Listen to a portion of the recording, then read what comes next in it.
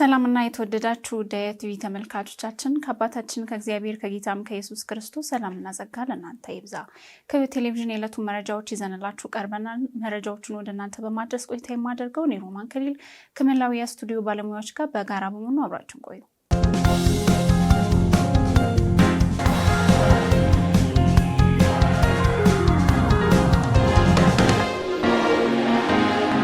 የኢትዮጵያ ቃለ ሕይወት ቤተክርስቲያን የሰብአዊ ድጋፍና ልማት ኮሚሽን በአላማጣ በ5 ወረዳዎች እየሰራ ያለውን የአስቸኳይ ጊዜ እርዳታ መልሶ የማቋቋም ፕሮጀክት በስኬት ማጠናቀቁ ተገለጸ። ኢትዮጵያ ቃለ ሕይወት ቤተክርስቲያን የሰብአዊ ድጋፍና ልማት ኮሚሽን ከኢትዮጵያ ሁማኒታሪያን ፈንድ በተገኘ የ$700,000 ድጋፍ በጦርነት ለተጎዱ ሰዎች እያደረገ ያለውን የአስቸኳይ ጊዜ እርዳታና መልሶ ማቋቋም ፕሮጀክት በስኬት ማጠናቀቁ ተገልጿል። አላማጣን ጨምሮ በ5 ወረዳዎች በ21 ቀበሌዎች 4500 ቤተሰብ በቀጥታ ተጠቃሚ ለማድረግ ታስቦ የተጀመረው ይህ ፕሮጀክት ከእቅድ በላይ በማሳካት የቅድመ ማገገም የግብርና ፕሮጀክት ስራ በውጤታማነት መጠናቀቁን ባለፈው ሳምንት ህዳር 17 2018 ዓ.ም በተደረገው የፕሮጀክት መዝጊያ ፕሮግራም ላይ ተገልጿል። በፕሮጀክቱ መዝጊያው ላይ ንግግር ያደረጉት ኮሚሽነር ዶክተር ተፈራ ተሎሪ ይህ የአንድ ዓመት ፕሮጀክት ቢሆንም በጦርነት ለተጎዱ የማህበረሰብ ክፍሎች ተስፋን የሰጠ ፕሮጀክት ነው ብለዋል። ለገበሬው ግብርናን ውጤታማ የሚያደርጉ የተሻሻሉ የግብርና ግብዓቶችን በማቅረብ የገበሬውን ምርታማነት ማደጉን ጉብኝታቸው ወቅት አድንቀዋል። በፕሮግራሙ መዝጊያ ላይ ግብርና ሚኒስቴርን በመወከል የተገኙት የሰብል ምርት ባለሙያ አቶ ጌታቸው ሙልዬ የአብዛኛው ድርጅት ፕሮጀክት ስምና ታፔላ ነው ያሏቸው ሪፖርት ላይ እንዳቀረቡ መሬት ላይ የሚያሳዩት ነገር የላቸውም። ነገር ግን የኢትዮጵያ ቃለ ሕይወት ቤተክርስቲያን የሰብአዊ ድጋፍና ልማት ኮሚሽን ስራ በአካል ወደ ተጠቃሚዎች ወርደው በምናይበት ጊዜ ተቀናጀና የማህበረሰቡን ህይወት የለወጠ ፕሮጀክት መሆኑን አቶ ጌታቸው ገልጸዋል። በኮሚሽኑ የማህበረሰብ ኑሮ ማሻሻያና ማቋቋም ዳይሬክተር ተወካይና የፕሮጀክቱ ማናጀር አቶ አብርሃም አላምቦ በበኩላቸው ይህ ፕሮጀክት በአላማጣ ከተማ፣ ራያ፣ ኮርም፣ አፍላ፣ ጨርጨርና ዛታ ወረዳዎች በ21 ቀበሌዎች 4500 ቤተሰብ በቀጥታ ተጠቃሚ ለማድረግ ታልሞ የተጀመረ ቢሆንም ከቅድ በላይ መሰራቱን ተናግረዋል። በጦርነት የተጎዱ የማህበረሰብ የግብርና የማህበረሰብ ኑሮ በማሻሻልና በመደገፍ ረገድ ከፍተኛ ሚና ማድረጉን የገለጹት አቶ አብርሃም 50 ኪሎ ግራም ማዳበሪያ፣ 12.5 ኪሎ ግራም ጤፍ፣ 10 ኪሎ ግራም ማሽላ፣ የግብርና መሳሪያዎችና ሌሎችም መሰል ድጋፎች ለድሃ ለሆኑ በጦርነት ለተጎዱ ለአካል ጉዳተኞች ድጋፍ መደረጉን ተናግረዋል። በተደረገው ድጋፍ የገበሬዎች የግብርና ስራ በተሳካ ሁኔታ መደገፍ መቻሉን ከ10 ኪሎ ግራም ማሽላ እስከ 10 ኩንታል እስከ 22 ኩንታል ምርትም መሰብሰብ መቻሉን በመስክ ምልከታ መመልከታቸው ተችሏል። እንዲሁም በጤፍ ምርት ጥሩ ውጤት እንደተመዘገበና የተሰጣቸው ፍየሎች እየተራቡ እንዳለ በጉብኝቱ ወቅት ለመመልከት ችለዋል። አቶ ኤፍሬም ከበደ በኮሚሽኑ የአስቸኳይ ጊዜ እርዳታና መልሶ ማቋቋም ፕሮጀክት አስተባባሪ ይህ ፕሮጀክት ተጠቃሚዎች ከመደገፍ ባሻገር በዘላቂነት የምግብ ዋስትና እንዲያረጋግጡና የዕለት ገቢያቸውን እንዲያሳድጉ ያግዛቸዋል ብለዋል። አካባቢው በጦርነት የተጎዳ በመሆኑ ሁሉንም ለመድረስ ይህ ድጋፍ በቂ ነው ባይባልም ነገር ግን ድጋፍ የተደረገላቸው ቤተሰብ ኑሮ መልሶ ከመገንባት አንጻር ሚናው ከፍተኛ ነው ብለዋል።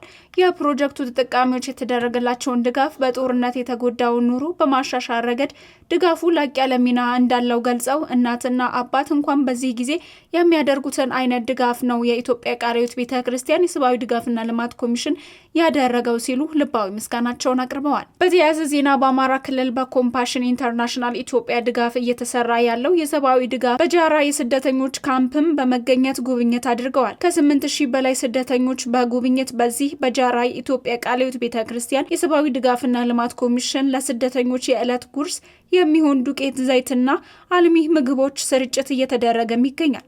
በአጠቃላይ በዚህ ፕሮጀክት በተለያዩ የስደተኞች መጠለያ ወደ 21000 የሚደርሱ የሀገር ውስጥ ስደተኞችን ለመድረስ ጥረት እየተደረገ ነው ተብሏል።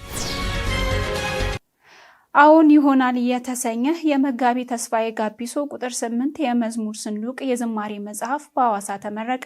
የመጋቢ ተስፋዬ ጋቢሶ ቁጥር 8 የመዝሙር ሰንደቅ ውስጥ የተካተቱትን መዝሙሮችን በእንግሊዝኛና በፈረንሳይኛ ቋንቋዎች ከማብራሪያ ጋር ይዞ አሁን ይሆናል በሚል ርዕስ የተዘጋጀው መጽሐፍ በሐዋሳ ሙሉ ወንጌል አማኞች አጥቢያ ቤተ ክርስቲያን ህዳር 21 ቀን 2018 ዓ.ም በይፋ ተመርቋል። በምረቃው መርሃ ግብር ላይ ዘማሪ መጋቢ ተስፋዬ ጋቢሶ፣ የመጽሐፉ አዘጋጅ ኢቭ ታምራት እንዲሁም የመጽሐፉ ጸሐፊ ወንድም ጥበብ አክሊሉ፣ የቤተ ክርስቲያኒቱ መሪዎችና አገልጋዮች፣ ከተለያዩ የቤተ ክርስቲያናት ጥሪ የተደረገላቸው እንግዶች በተገኙበት በተሳታፊዎች ፊት ተከናውኗል። በምረቃ ስነ ስርዓቱ ላይ የቤተ ክርስቲያኒቱ የመሪዎች ጉባኤ ሰብሳቢ መጋቢ ሰለሞን ጃቢር የእንኳን ደህና መጣችሁ መልእክት በማስተላለፍ መርሃ ግብሩን በጸሎት ያስጀመሩ ሲሆን የኢቫንጀሊካል ቴዎሎጂካል ኮሌጅ ወይም ኢቲሲ ፕሪንሲፓል ዶክተር ፍሬው ታምራት ዘማሪውን እንኳን ደስ አሉት በማለት ከብዙ ዘመናት ጀምሮ ቤተ ክርስቲያን በስደት ውስጥ በነበረችበት ጊዜ ጭምር በማጽናናት መጽሐፍ ቅዱሳዊ የሆኑ ዝማሬዎችን በመዘመር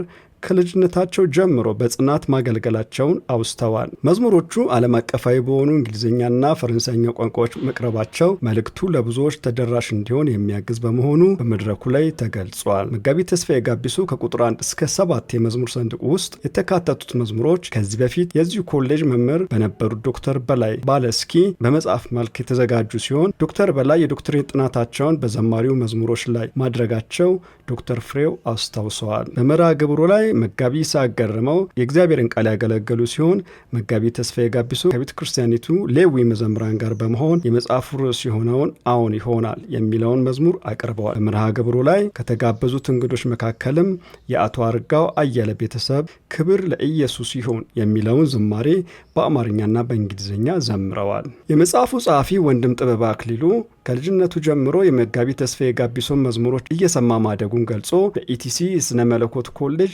በሚማርበት ወቅት የተፈጠረ ሀሳብ እና የፈረንሳይኛ ቋንቋ ተናጋሪ ከመሆኑ ጋር ተያይዞ መጽሐፉን እንዲጽፍ እንዳነሳሳው ተናግሯል። መጋቢ ተስፋዬ ጋቢሶ የዚህ መጽሐፍ መዘጋጀት የእሳቸው ሀሳብ አለመሆኑን ተናግረው ነገር ግን ዝማሬዎቹን ከልጅነታቸው ጀምሮ እየሰጣቸው ያለውን የጌታ መንፈስ ቅዱስን ፈቃድ መሆኑን በመናገር በስራው ላይ የተሳተፉትን አካላት ሁሉ አመስግነዋል። በመጨረሻም የቤተ ክርስቲያኒቱ መጋቢ ጋሽ ተሾመ ወርቁ ወይም ጋሼ ስለ መጽሐፉ ዝግጅትና እግዚአብሔር ከብዙ ዓመታት ጀምሮ በመጋቢ ተስፋዬ ጋቢሶ በኩል በዝማሬ ስለሰጠው መልእክት እግዚአብሔርን በጸሎት በማመስገን ዝማሬውንና ዝግጅቱ ላይ የተሳተፉትን በመባረክ የመርሃ ግብሩ ፍጻሜ ሆኗል። መረጃውንም የሐዋሳ ሙሉ ወንጌል አማኞች ቤተ ክርስቲያን ስነ ጽሑፍና ስኑድ አገልግሎት ክፍል ነው። ሀገራዊ የምክክር ሂደቱ ውጤታማ እንዲሆን የሃይማኖት ተቋማት፣ የሲቪል ማህበረሰብ ድርጅቶች እያደረጉ ያሉትን አስተዋጽኦ አጠናክረው እንዲቀጥሉ ጥሪ ቀረበ።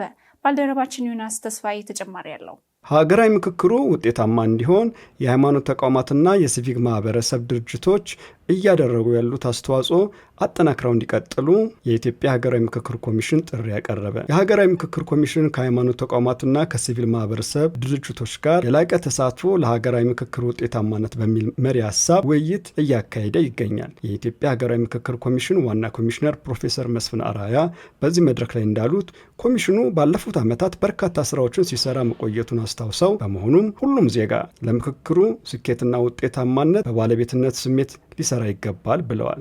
የሃይማኖት ተቋማት፣ የኢትዮጵያ ሲቪል ማህበረሰብ ድርጅቶች እስካሁን ከኮሚሽኑ ጋር በመሆን ለሰሩት ስራ ምስጋና ቀርበዋል። ዋና ኮሚሽነር ፕሮፌሰር መስፍን አራያ ሀገራዊ ምክክር ሂደቱ ውጤታማ እንዲሆን የሃይማኖት ተቋማትና የሲቪል ማህበረሰብ ድርጅቶች እያደረጉ ያሉት አስተዋጽኦ አጠናክረው እንዲቀጥሉና ወደፊትም በአብሮነት በመስራት ሀገራዊ ኃላፊነታቸውን እንዲወጡ ጠይቀዋል። መድረኩ ባለፉት ዓመታት የኮሚሽኑ ኮሚሽነር ሙሉጌታ አጎ የተሰሩ ስራዎችና ያጋጠሙ ተግዳሮቶችን አቅርበዋል። መረጃው የአዲስ ሚዲያ ኔትወርክ ነው። ወደ ተመልካቾቻችን መረጃዎቻችን እንደቀጠሉ ናቸው። አሁን ደግሞ ከውጪ ወዳገኘናቸው መረጃዎች እናልፋለን። ሩሲያ የግብረ ሰዶማዊነት እንቅስቃሴን በአክራሪነትና በሽብር ድርጊት ዝርዝር ውስጥ ማካተቷ ተገለጸ። ሩሲያ የግብረ ሰዶም እንቅስቃሴ በአክራሪነትና ሽብር ድርጊት ዝርዝር ውስጥ ማካተቷ ተሰምቷል። የተመሳሳይ ጾታ እንቅስቃሴ አራማጅ በአክራሪነትና በአሸባሪ ዝርዝር ውስጥ እንዲካተቱ የሩሲያ ጠቅላይ ፍርድ ቤት መወሰኑን የሩሲያ ሚዲያዎች ዘግበውታል። ውሳኔው የግብረ ሰዶማዊነትና ትራንስጀንደር ተወካዮች ለእስርና ለሽብርተኝነት ቅጣት የሚዳርግ ነው ተብሏል። የሩሲያ ውሳኔ ዓለም አቀፍ የግብረ ሰዶማዊነት ማህበረሰብ እንቅስቃሴና መዋቅራዊ አደረጃጀቱን ጨምሮ ይመለከታልም ተብሏል። በሩሲያ ምድር የግብረ ሰዶም እንቅስቃሴ ማድረግ ከዚህ በኋላ በሽብርተኝነት አስከስሶ ዘብጥያ የሚያስወርድ ከባድ ወንጀልም ሆኗል። በሀገሪቱ የግብረ ሰዶማዊነት እንቅስቃሴ የሚደግፉና የሚያስፋፉ አካላት ከጊዜ ወደ ጊዜ እየጨመረ መምጣቱም ይነገራል። የእንቅስቃሴው አራማጆች መሰረት ሩሲያ ባላንጣ ካደረገቻቸው አጋሮቻቸው ከእነ አሜሪካ አውሮፓ ምድር የሚነሳ መሆኑ ደግሞ የቭላዲሚር ፑቲን አስተዳደር አስቆጥቶታል። ዘገባው የቢዝነስ ሚዲያ ነው። በተመሳሳይ ዜና የጃፓን ከፍተኛ ፍርድ ቤት የተመሳሳይ ጾታ ጋብቻን በሕገ መንግስት ከለከለ። የጃፓን ከፍተኛ ፍርድ ቤት የተመሳሳይ ጾታ ጋብቻን በሕገ መንግስት ከልክሏል። ፍርድ ቤቱ አዲሱን ሕግ በ2016 የመጀመሪያ ዓመት ላይ ተፈጻሚ ያደርጋል ተብሎም ይጠበቃል። የሀገሪቱ ሕገ መንግስት አንቀጽ 24 ትዳር በሁለቱ ጾታዎች መግባባት ላይ ሲደርስ ይፈጸማል ይላል። ዘገባው የጃፓን ቱዴይ ኒውስ ነው። በቻይና ከ12 ዓመታት የእስር ቆይታ በኋላ ፓስተሩ ከእስር ተፈቱ። ከ12 ዓመት በኋላ ነፃ የተለቀቀው ቻይናዊ ፓስተር ዣንግ ሻሆጂ በተደጋጋሚ ይግባኝ ቢጠይቅም ፍርድ ቤቱ ግን የ12 ዓመት ፍርድ አስተላልፎበት ነበር። በእስር ቤት ቆይታው አካላዊና ስነ ልቦናዊ ጉዳትም ደርሶበታል። በእስር ቤት ውስጥም በማጉሪያ ውስጥ ትምህርቶችን በጉልበት እንዲወስድ መደረጉም ተገልጿል። በዚህ ወር የፍርድ ጊዜውን አጠናቆ ነፃ ተለቋል። በተለቀቀበት ወቅትም ዓለም አቀፉ ማህበረሰብ ላልተለየኝ ድጋፍ አመሰግናለሁ ብለዋል።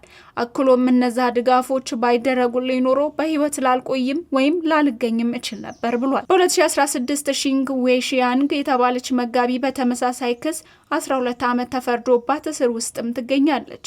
ወዲያውኑ የተወረወረችው ከባለቤቷ መጋቢ ባኦጎዋ ጋር በምታገለግልበት ወቅትም ነበር። ጥንዶቹ ዴር ሰልፍ ቸርች የተሰኘ ህጋዊ ቤተ ክርስቲያን ውስጥ ያገለግላሉ። መጋቢ ባኦ ደግሞ 14 ዓመት ተፈርዶባቸው እስር ቤትም ይገኛሉ። እንደ ኦፕን ዶር መረጃ ከሆነ በኮሚኒስት ፓርቲ የምትተዳደረውና ከ96 ሚሊዮን በላይ ክርስቲያኖች እንዳሏት የምትገመተው የዓለማችን ቁጥር 1 የህዝብ ብዛት ያላት ቻይና በ2025 ሪፖርት መሰረት ለክርስትና አስቸጋሪ ከሆኑ 50 ሀገራት መካከል 15ኛ ደረጃ ላይም ተቀምጣለች።